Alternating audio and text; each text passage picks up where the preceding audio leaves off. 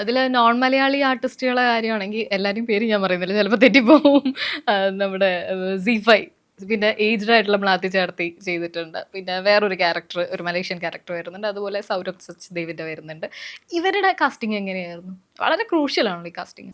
സൗരഭ് സച്ദേവ്. അപ്പോൾ സൗരഭ് സച്ദേവ് ആക്ച്വലി നമുക്ക് ഈ ക്യാരക്ടർ നമ്മുടെ അതിലുള്ള ക്യാരക്ടറിന് കുറച്ച് യൂണീക്ക് ആയിട്ടുള്ള ഒരു ക്യാരക്ടർ വേണം എന്നുള്ള നിർബന്ധം ഉണ്ടായിരുന്നു. ലൈക്ക് നമ്മൾ രഘുവരനിലെല്ലാം പോലെ കുറച്ച് അയാളുടെ മാനറിസും അങ്ങനെയുള്ള പല പടങ്ങളിലും പല ഡിഫറെൻ്റ് ഇങ്ങനെ കുറച്ച് ക്യാമിയോ ആയിട്ടുള്ള വരുന്ന ആൾക്കാരെ പോലെയുള്ള ഒരു ഡിഫറൻസ് തോന്നണം ഓഡിയൻസിന്. പ്രതീക്ഷിക്കാത്ത ഒരു ലുക്ക് വേണമെന്നുണ്ടായിരുന്നു. പ്രതീക്ഷിക്കാത്ത ലുക്ക് വേണം. അപ്പോൾ അങ്ങനെയുള്ള ഒരു അന്വേഷണത്തിൽ ആദ്യം തന്നെ നമ്മൾ നമ്മൾ ഈ റീജിയണൽ ആക്ടർ വേണ്ട എന്നുള്ളൊരു തീരുമാനത്തിലാണ്. മലയാളികൾ വേണ്ട, പുറത്തുള്ള ആരെങ്കിലും നോക്കാം. അപ്പോൾ തമിഴിൽ നോക്കുമ്പോൾ നമ്മൾ കൂടുതൽ അടുപ്പം തോന്നുന്ന ആളായിട്ട് നമുക്ക് എപ്പോഴും ഒരു ജഡ്ജ്മെൻ്റ് ഇല്ലാതെ കാണണം.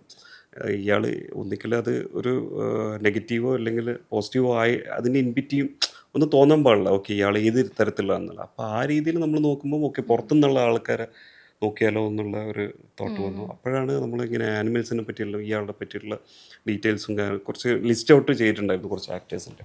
അപ്പോൾ അതിൽ ബെറ്ററായിട്ട് ഈ സൗരഭിനെ ഇതുവരെയായിട്ട് അങ്ങനെ കൂടുതൽ ആൾക്കാർ എക്സ്പ്ലോർ ചെയ്തില്ല. ഓൺലി നമുക്ക് ആനിമലിലും ജാനേ ജാൻ അങ്ങനെ കുറച്ച് പടങ്ങളിൽ മാത്രമേ കണ്ടിട്ടുള്ളൂ. അപ്പോൾ നമുക്ക് തോന്നുന്നു ഓക്കെ ഇത് കുറച്ച് നമുക്ക് പറ്റിയ ആളാണ്.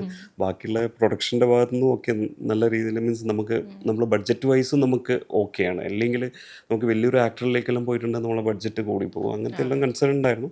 പക്ഷേ എല്ലാം കൊണ്ടും ഓക്കെ ആയി. അങ്ങനെയാണ്.